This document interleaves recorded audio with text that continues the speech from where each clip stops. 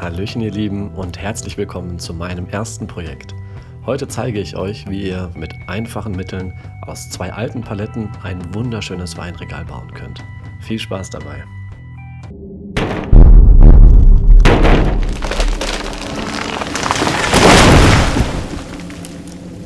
Als Werkzeug benötigt ihr bei stark verschmutzten Paletten einen Hochdruckreiniger, ansonsten reichen euch Akkuschrauber, Bohrer, Stichsäge, eine Feile, Zollstock, Bleistift, Bunsenbrenner und Stahlbürste, Holzöl und Pinsellappen, Brecheisen, WD-40 und ein Hammer sowie eine Wasserwaage und eine Zange.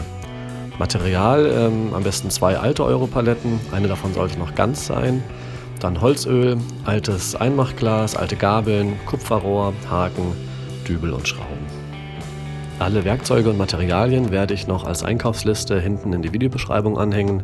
Da könnt ihr sie direkt über Amazon bestellen oder auch bei eBay Kleinanzeigen kaufen, da habe ich meine meisten Sachen her. Ansonsten werde ich auch noch kleine Tutorials zu den verschiedenen Werkzeugen reinstellen.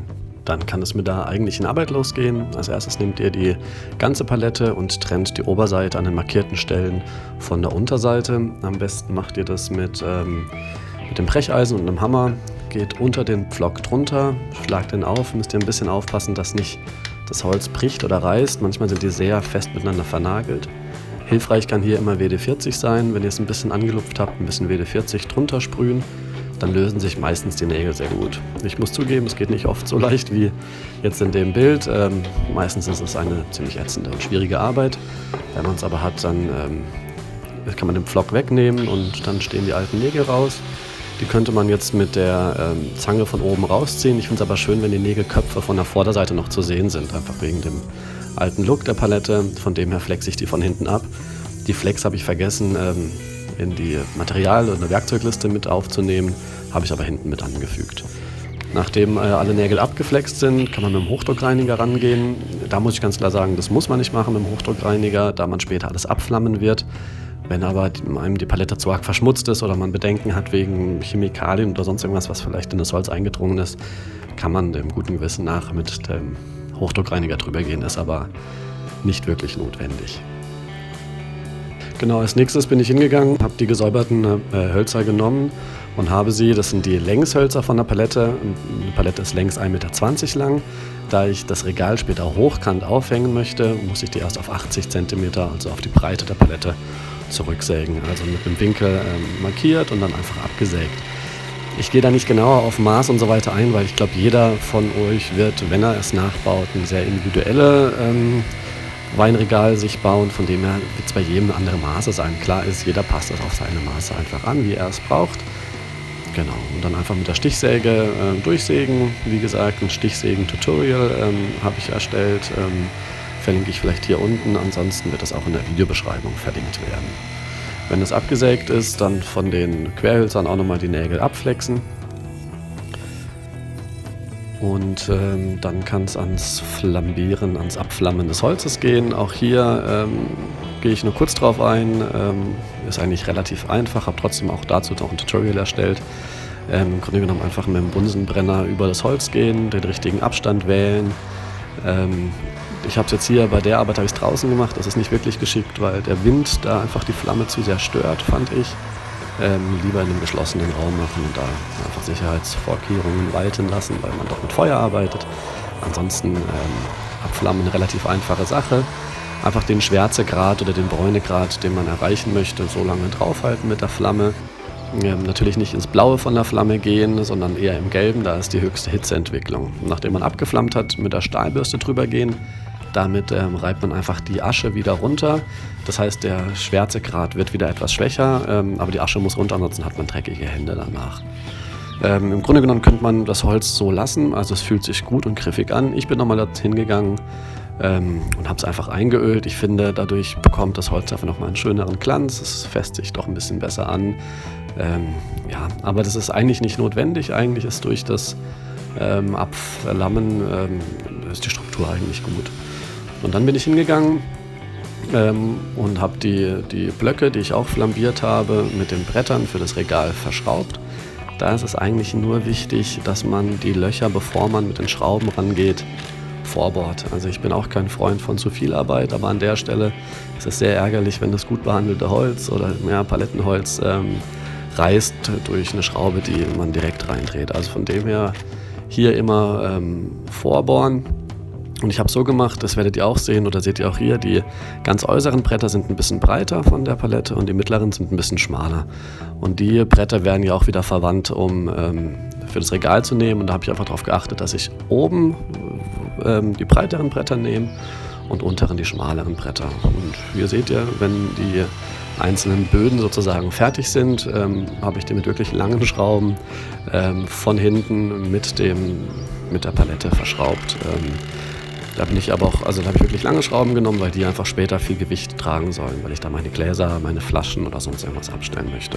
Und da kann man einfach hingehen, an einer Seite mit einer Schraube festschrauben, mit Metermaß abmessen, wie weit die Distanz ist und dann auf der anderen Seite die gleiche Länge abnehmen und dann festschrauben. Das Schöne bei der ganzen Arbeit ist meiner Meinung nach, dass es muss nicht alles perfekt und gerade sein, es geht um einen Used Look. Hier seht ihr auch, dass links unten bei meiner Palette ein Stück fehlt. Das habe ich rausgesägt, weil da mein Unterschrank schon anfängt. Das seht ihr auch später, wenn ich es aufhänge. Deswegen, wie gesagt, alles sehr individuell. Dann bin ich hingegangen und habe die Gabeln genommen mit meinem Akkuschrauber, habe dort einen Metallbohraufsatz drauf gemacht, um dann die Gabeln durchzubohren. Die abstehenden Splitter oder Späne, die sind sehr scharf, einfach mit einer Feile abgefeilt. Und dann ging es eigentlich ans kreativste Stück von dem Ganzen, die Gabel so zu biegen, dass man gut Getränke oder Gläser, unterschiedliche Gläser sogar daran aufhängen kann. Weil es einfach was sehr Individuelles ist, habe ich diesen Teil jetzt in dem Video euch ganz gezeigt. Der geht etwas länger.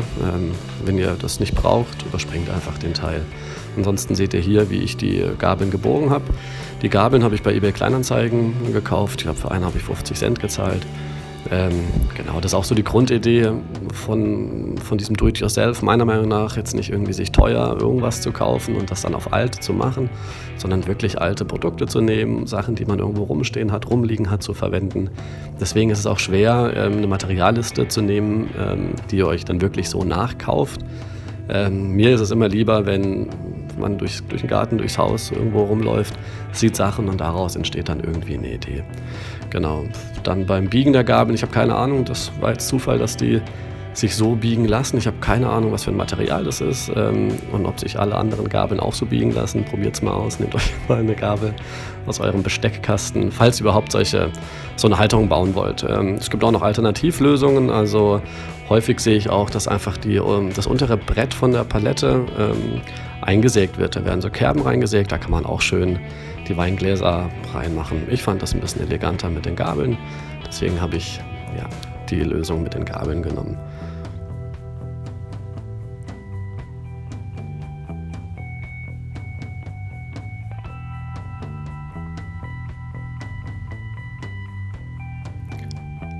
Genau, und so sieht die Gabel dann aus, wenn sie fertig gebogen ist. Da oben kommt sie zu den anderen Gabeln dazu. Auch hier wichtig, das Brett ist wirklich schmal, bohrt die Löcher vor, mit einem dünnen Holzbohrer vorbohren und dann kann man wirklich mit einer kleinen Schraube das festschrauben. Und hier seht ihr auch, dass ich sehr unterschiedliche Gläser aufhängen will, also jeweils immer 2 Gläser, keine Ahnung warum, das ist alles eine Frage des Styles. Genau, immer 2 Gläser und da muss einfach die Gabel immer passen. Und dann links und rechts außen habe ich mir überlegt, auch, keine Ahnung, sinnloserweise Gläser aufzuhängen. Ins linke kommt Kaffee, Bohnen rein, in die rechte kommt da Zucker rein. Soll gut aussehen, funktioniert auch. Weiß jetzt nicht, ob das unbedingt sinnvoll ist, man kann die Gläser auch einfach unten hinstellen, aber solche kleinen Späße machen Spaß. Genau, dann ganz unten bei meinem Regal oder in der mittleren Etage habe ich mir überlegt, eher so Kaffeetassen aufzuhängen, dafür einfach Haken reingedreht. Und oben, wo die Weinflaschen hinkommen, das wollte ich mit einem schönen Kupferrohr, einfach, dass sie nicht runterfallen, abschließen. Kupferrohr könnt ihr einfach mit der Stichsäge, nehmt ihr ein Metallsägeblatt, nehmt den Hub aus der Stichsäge raus, könnt ihr einfach durchsägen. Das ist ein sehr weiches Material, das auch ein bisschen entgraten mit einer Feile, damit ihr euch da nicht zu sehr schneidet. Und dann auf die entsprechende Höhe, wo ihr es hinhaben wollt, mit einer größeren Bohrmaschine, ein Loch bohren, ich glaube Das Kupferrohr ist 15 mm. Ich habe die Löcher, glaube ich, auf 14 oder 13 mm gebohrt und dann jetzt jedes nochmal mit einem zweiten Holzbohrer ein bisschen erweitert, damit ich die Kupferrohre wirklich reindrücken kann, also damit es auch hebt und nicht zu locker ist. Es ist keine bessere Idee eingefallen, wie ich sonst das Kupferrohr wirklich mit dem Holz verbinden soll. Leider habe ich ich hätte gerne irgendwie so Schraubaufsätze oder sowas gefunden. Ist mir aber irgendwie nicht über den Weg gelaufen. Falls ihr bessere Ideen habt, schreibt mir das bitte in die Kommentare. Ich freue mich drüber. Genau, und dann ist im Grunde genommen das Weinregal fertig. Dann geht es darum, das an der Wand festzumachen. Da müsst ihr wirklich hingehen, gucken, was für eine Wand ihr habt. Ist es Beton, ist es Stein, ist es Holz? Das hat ein ordentliches Gewicht und verschraubt es bitte auch gut. Nehmt die entsprechenden Dübel. Ich werde noch ein kleines Dübel-Tutorial erstellen. Da werde ich ein bisschen was über die Dübel erzählen. Ich habe das Glück, dass ich dahinter eine Holzwand habe. Das heißt, ich kann direkt mit einer langen Schraube, also ich habe wirklich, glaube ich, 15 cm genommen. Also da hängen über 10 cm an der Wand drin. Mit einer langen Schraube direkt reinschrauben, eine Wasserwaage oben drauf, damit das alles irgendwie einigermaßen gleichmäßig ist. Und dann ist das Projekt beendet. Ich hoffe, es hat euch Spaß gemacht. Wenn es euch gefallen hat, schenkt mir doch einen Daumen nach oben. Habt ihr Fragen oder Anmerkungen, dann schreibt mir in die Kommentare. Und wollt ihr über neue Videos informiert werden, dann abonniert den Kanal. Jetzt geht ihr raus an eure Werkzeuge, macht euer eigenes Projekt und ich verpasse diesem noch den offiziellen Made by Myself Qualitätsstempel. Ich wünsche euch einen schönen Tag, bis zum nächsten Mal. Ciao.